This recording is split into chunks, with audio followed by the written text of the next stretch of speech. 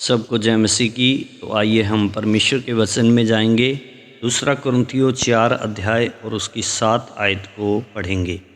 परंतु हमारे पास वह धन मिट्टी के बर्तनों में रखा है कि यह असीम सामर्थ हमारी ओर से नहीं वरन परमेश्वर की ओर से ठहरे।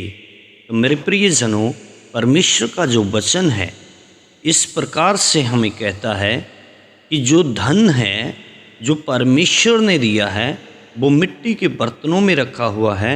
मिट्टी का बर्तन मतलब परमेश्वर हमें बता रहा है, क्योंकि हम मिट्टी से सिरजे गए हैं।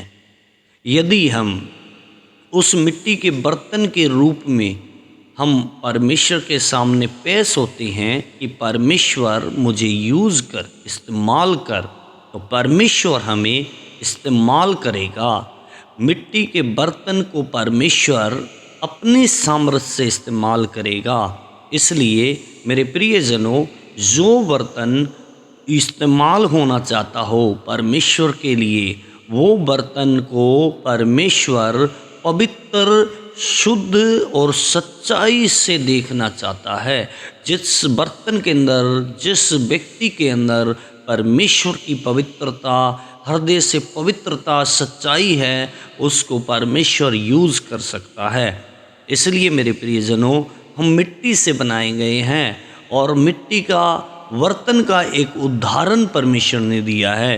तो मेरे प्रियजनों, हम समझना चाहिए कि परमेश्वर मिट्टी के बर्तन को यूज़ क्यों करना चाहता है।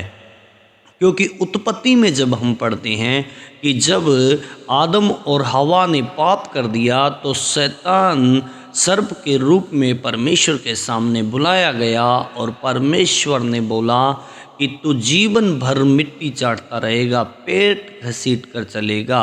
अर्थात मिट्टी चाटना मतलब जो मनुष्य तेरे बस में हो गए हैं, जो तेरी इच्छा पर चलते हैं, उन्हें तू चाट सकेगा।